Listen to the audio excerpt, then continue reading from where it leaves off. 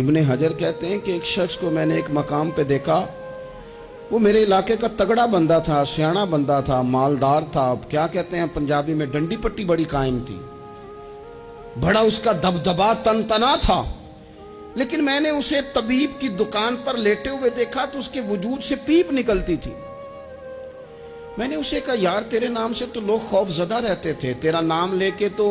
لوگ بچوں کو ڈرایا کرتے تھے، تیرے سے انسلاک رکھنے والے تو بازاروں میں گردنیں اونچی کر کے چلتے، تجھے کیا ہوا؟ تو کہنے لگا بس جب خدا کا حکم آیا، جب اللہ کی حکمت کا غلبہ ہوا، جب تک اس نے ڈھیل دی تو دی، لیکن جب وہ پکڑنے پہ آیا تو پھر حال یہ ہوا کہ ایک غریب مچھیرا مچھلیاں پکڑنے کے لیے دریا میں سارا دن بیٹھا رہا، اسے مچھلی نہ ملی،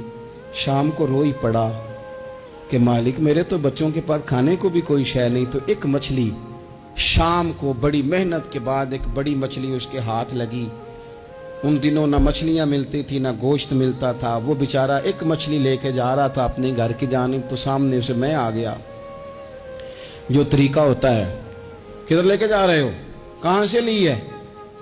تو کہتے اس نے کہا صاحب مجھے پتا ہے آپ مجھ سے چھین لیں گے، لیکن میرے بچے صبح سے بھوکے ہیں، یہی میرا روزگار ہے، آج مجھے کچھ نہیں میسر آیا، میں نے اس مچھلی کو لیا ہے،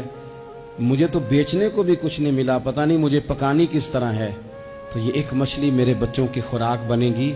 کل لوٹ لینا، پرسوں لوٹ لینا، تمہارا تو کام ہی لوٹنا ہے، چلو کچھ دن کے لیے ہاتھ روک لو۔ کہتے ہیں اس نے جب یہ کہا تو میں نے ایک تھپڑ مارا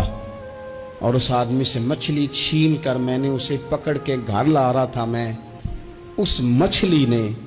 حالانکہ مچھلیاں کاٹا نہیں کرتی، کہنے لگا اس مچھلی نے ناخن پر میرے پورے پر تھوڑا سا کاٹا ہے، اور میں نے کہا کوئی بات نہیں، مچھلی ذرا بڑی تھی، اس نے کاٹ لیا، میں نے تھوڑی سی پٹی باندھی اور گھر والوں کو کہا مچھلی پکا دیں، انہوں نے پکائی کھائی، کچھ پتہ ہی نہیں تھا، 2-4 دن گزرے ہیں تو زخم آگے بڑھنے لگا ہے۔ طبیب کو دکھایا ہے تو اس نے کہا یہ تو انگلی کاٹنی پڑے گی۔ کہتا ہے وہ انگلی کٹوائی، 1 ہفتہ نہیں گزرا تھا کہ زخم آگے بڑھا، تو پھر وہ ہاتھ کی طرف بڑھا، تو میں نے جا کے دکھایا تو اس نے کہا ہاتھ بھی کاٹنا پڑے گا، سارا بازو کٹوا چکا ہوں، رات کو نیند نہیں آتی، ایک لقمہ پیٹ میں نہیں گزرتا، میرے بچے، میرے بھتیجے، میرے بھائی، میرے عزیز گلی گلی اس غریب کو ڈھونڈتے پھرتے ہیں جس کا نام بھی ہم کوئی نہیں جانتے، تھک گئے تلاش کر کر کے، خدا جانے کہاں چھپ گیا اللہ کی اتنی بڑی زمین میں، وہ ملتا نہیں، میں سو نہیں پاتا۔ کہنے لگے شیخ میرے لیے دعا کر دو، مجھے کچھ نہیں چاہیے، بس وہ مجھے مل جائے اور میں اس سے نا معافی لے لوں، بس وہ مجھے معاف کر دے، 2 جملے معاف، جیسے بھی ہوگا میں منا لوں گا، بندہ درکار ہے۔ ابن حجر نے لکھا ہے، کہتے ہیں وہ تڑپتا رہا، روتا رہا، آہوزاری کرتا رہا، میں نے بھی اس کے لیے دعا کی کہ اللہ کرے وہ شخص تجھے مل جائے۔ پھر کچھ دنوں کے بعد مجھے کسی نے بتایا کہ مر تو گیا ہے تڑپ کے، پر اس سے معافی کا موقع میسر